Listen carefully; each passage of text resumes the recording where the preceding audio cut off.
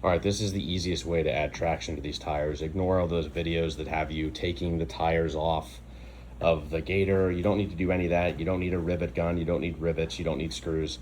Go out and buy, you can get this on Amazon. I can actually post the link. That's where I bought these.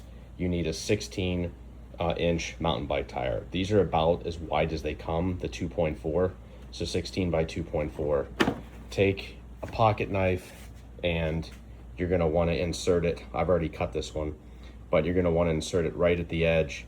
And then once you get a small cut with a pocket knife, you can use a pair of heavy duty scissors like this, and you're just gonna cut off the wire that runs the circumference of both sides of the tire. So obviously there's one on this side and one on the other side. You cut that off, it makes the tire a lot easier to manipulate. When you slip it on, it's actually easier if you don't try and get it completely flat like this when you're first getting it on the tire.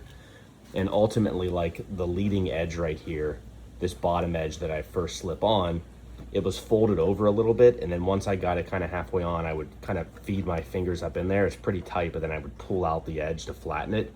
When you first try and slip this on, it's going to be really tight. It's going to seem like you're not going to be able to do it.